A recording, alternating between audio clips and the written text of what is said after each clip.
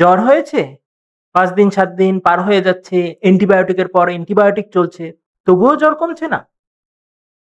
অন্যদিকে বারবার জ্বর হয় আর গ্রামের চিকিৎসক বলে দিচ্ছেন টাইফয়েড আর অ্যান্টিবায়োটিকের কোর্স চলছে। টাইফয়েডের চিকিৎসা আসলে অনেক সহজ ছিল, বর্তমানে তা কঠিন হয়ে যাচ্ছে। আবার অনেক ভুল ধারণা প্রচলিত আছে, যার কারণে পরিস্থিতি আস্তে আস্তে বিপজ্জনক হয়ে উঠছে। টাইফয়েড আসলে কেন হয়, টাইফয়েডের কি কি লক্ষণ থাকতে পারে, রোগ নির্ণয় কেন কঠিন হয়ে যাচ্ছে, এর থেকে বাঁচার উপায় কি, আর কি কি ভুল প্রচলিত ধারণা আছে, এসব নিয়েই আজকে আলোচনা করব। টাইফয়েড একটি ব্যাকটেরিয়াজনিত রোগ, যা দূষিত খাবার ও পানির মাধ্যমে ছড়ায়। আপনি যদি বাইরের খোলা খাবার খান, পানি ফুটিয়ে না খান, তাহলে আপনার টাইফয়েড হওয়ার ঝুঁকি থাকে। টাইফয়েডে লম্বা সময় জ্বর থাকে এবং ধীরে ধীরে জ্বর বাড়তে থাকে। একই সাথে শরীরে দুর্বলতা থাকে, ক্ষুধামন্দা থাকে, শরীর ব্যথা হতে পারে, মাথা ব্যথা থাকতে পারে, পেটের কিছু সমস্যা থাকতে পারে, যেমন পেট ব্যথা থাকতে পারে, কোষ্ঠকাঠিন্য হতে পারে, ডায়রিয়া হতে পারে, শরীরে লালচে দাগ বা র্যাশ হতে পারে।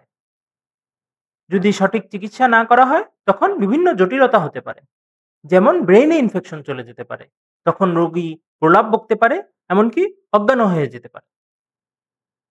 পেটের নাড়িতে আলসার হয়ে পেটের নাড়ি ফুটো হয়ে যেতে পারে। এছাড়া হার্ট, লাংস, লিভার, কিডনি যে কোনোখানেই সমস্যা হতে পারে। এমনকি পেশেন্টের মৃত্যুর ঝুঁকিও থাকতে পারে। আমাদের দেশে টাইফয়েডের রোগ নির্ণয়ের জন্য যে পরীক্ষা করা হয় তার নাম ভিডাল টেস্ট। কোনো রকম এই টেস্ট পজিটিভ হয়ে গেলেই টাইফয়েডের চিকিৎসা শুরু হয়ে যায়। কিন্তু এই পরীক্ষার অনেক সীমাবদ্ধতা আছে। জ্বরের প্রথম সপ্তাহে সাধারণত এই পরীক্ষা নেগেটিভ হয়, যাকে আমরা বলি ফলস নেগেটিভ। আবার টাইফয়েড ছাড়াও অনেক রোগে এই পরীক্ষা পজিটিভ থাকতে পারে, যাকে বলে ফলস পজিটিভ। আবার আপনার একবার টাইফয়েড হয়ে গেল, এই টেস্ট সারা জীবনই পজিটিভ থাকতে পারে। তাই এরপরে অন্য যে কোনো জ্বরে আপনার সর্দি কাশি হলেও দেখা যাবে এই টেস্ট পজিটিভ আসছে এবং আপনি বারবারই অ্যান্টিবায়োটিক খাচ্ছেন, যা হয়তো আপনার দরকারই ছিল না। আসলে করা দরকার ব্লাড কালচার এবং তা অ্যান্টিবায়োটিক শুরু করার আগেই। টাইফয়েডের ব্যাপারে সবচেয়ে ভয়ঙ্কর এবং গুরুত্বপূর্ণ বিষয় হলো অ্যান্টিবায়োটিক রেজিস্ট্যান্স।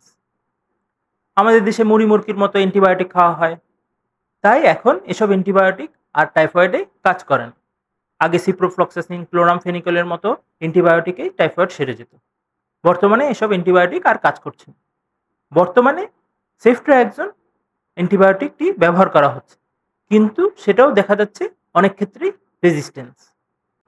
বর্তমানে কিছু কিছু ক্ষেত্রে দেখা গেছে হাতে গোনা দামি কিছু অ্যান্টিবায়োটিক ছাড়া সব অ্যান্টিবায়োটিকেই টাইফয়েডের জীবাণু রেজিস্ট্যান্স।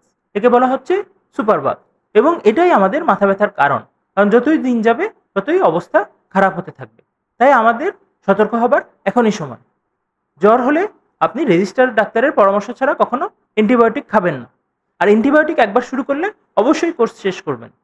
এমনকি জ্বর ভালো হয়ে গেলেও আপনি অবশ্যই কোর্স শেষ করবেন। সবচেয়ে ভালো হয় যদি আমরা টাইফয়েড প্রতিরোধ করতে পারি, কারণ প্রতিকারের থেকে প্রতিরোধই উত্তম। আপনি সবসময় বিশুদ্ধ পানি খাবেন, পানি দরকার হলে ফুটিয়ে খাবেন। বাইরের খোলা খাবার খাবেন না, খাবার ঢেকে রাখবেন। খাবার খাওয়ার আগে অবশ্যই ভালোভাবে সাবান দিয়ে হাত ধুয়ে নেবেন। টাইফয়েড প্রতিরোধে টিকা আছে এবং এই টিকা বেশ কার্যকর। বর্তমানে যে টিকা দেওয়া হচ্ছে সেটি নিয়ে কিছু বিতর্ক আছে তার কার্যকারিতা নিয়ে, কিন্তু সেটি যে নিরাপদ তা গবেষণায় প্রমাণিত। আবার আমাদের দেশে লক্ষ লক্ষ শিশুকে এই টিকা দেওয়া হয়েছে এবং তাদের কোনো বড় সমস্যা পাওয়া যায়নি। টিকা নিয়ে কোনো প্রশ্ন থাকলে আপনি আমার এই ভিডিওটি দেখতে পারেন। স্বাস্থ্য সম্পর্কিত নিয়মিত তথ্য পেতে চ্যানেলটি সাবস্ক্রাইব করুন। আপনাদের প্রশ্নের উত্তর পেতে কমেন্ট করুন। ভালো থাকুন, সুস্থ থাকুন।